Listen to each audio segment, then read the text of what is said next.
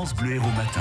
Et ce matin, vous recevez Bruno Bartosetti, représentant du syndicat Unité SGP Police dans l'Hérault. Bonjour Bruno Bartosetti. Bonjour. Tiens, une première réaction à chaud, on l'évoquait ce matin dans le journal de 7h notamment. Ce jeune homme de 21 ans, condamné à 3 ans de prison ferme hier à Béziers pour avoir agressé des policiers. 3 ans ferme, c'est pas rien. J'imagine que c'est un jugement qui vous satisfait. Complètement, sachant que encore une fois les policiers ont été agressés et puis la sanction est sévère. On sait être sévère avec les automobilistes, on doit l'être aussi avec des voyous qui agressent les policiers. Parfois les syndicats disent que la justice n'est pas assez sévère à l'encontre de ceux qui s'en prennent aux forces de l'ordre. Oui, ça peut être une première réaction effectivement de notre part, mais on sait aussi qu'ils ont peut-être pas les moyens adaptés pour sanctionner sévèrement. Donc c'est pour cette raison que je n'ai pas ce chemin trop réducteur en disant la justice ne fait pas son travail. Elle a besoin aussi de moyens pour fonctionner. Alors 50 nouveaux policiers sont arrivés cette semaine à l'hôtel de police de Montpellier. Parmi ces 50, les 21 policiers qui seront affectés à la PSQ, la police de sécurité du quotidien, mise en place dans le quartier de la Paillade à Montpellier. Donc ça y est, ça se met en place, mais j'ai l'impression que vous êtes quand même un peu inquiet, non ?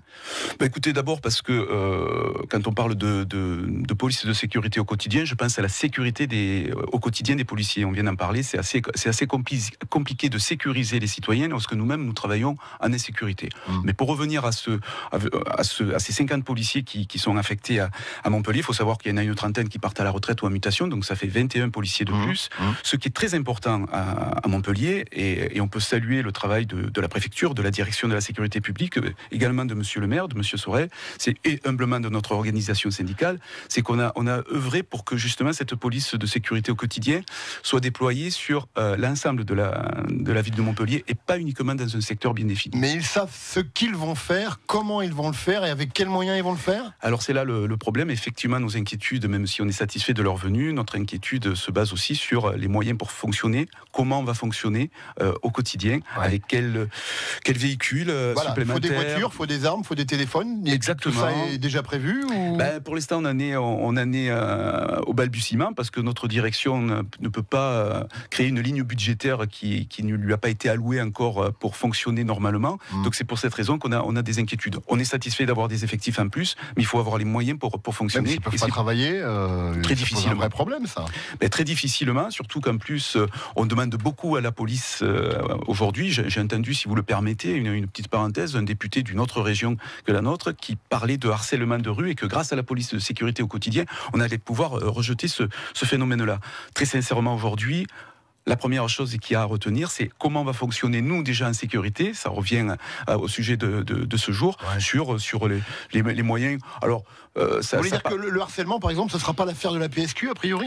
Ça me fera partie, mais c'est très difficile. Aujourd'hui, on est quand même en temps de guerre dans notre pays. Ouais. Et le harcèlement de rue, il faut pouvoir le définir en flagrant délit. Et là, c'est quand même très difficile. On ne va pas leur demander trop de choses, finalement, à cette PSQ. On en demande beaucoup à la police. On leur demande, finalement, de réparer les maux de notre société. Et c'est là où ça devient très compliqué, qu'on puisse déjà sécuriser les citoyens, nous travailler en sécurité, fonctionner normalement. C'est déjà un premier pas qu'on n'a pas encore franchi. Ces 50 policiers qui sont arrivés à Montpellier cette semaine, il paraît qu'on les a accueillis un peu dans de drôle de conditions quand même. Non vous voyez, quand on reçoit des policiers dans un stand de tir, c'est tout simplement parce qu'on a des locaux pas adaptés, en tout cas même si l'hôtel de police... Ça s'est passé comme ça ? Ça s'est passé comme ça, dans un stand de tir, tout simplement parce qu'on n'a pas de locaux pour pouvoir les accueillir normalement.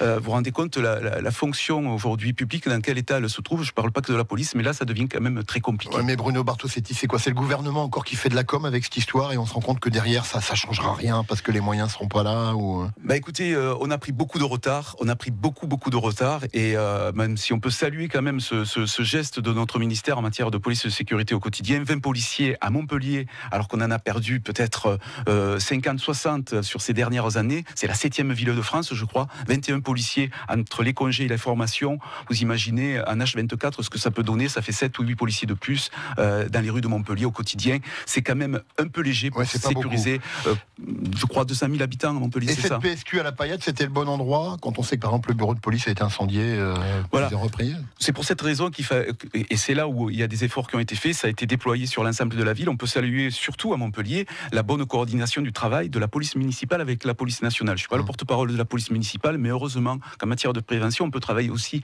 dans ces conditions. Donc vous êtes quand même un wait and see, inquiet, optimiste, en 2 mots, pour finir ? prudent, un peu sceptique, parce qu'effectivement, on nous a souvent annoncé des polices de proximité, des polices au quotidien, des patrouilleurs, et on a toujours un résultat insatisfaisant dans nos rues, à Montpellier ou ailleurs. Merci Bruno Bartosetti, représentant du syndicat Unité SGP Police dans l'Hérault. Bonne journée. Interview à réécouter, à partager, à regarder.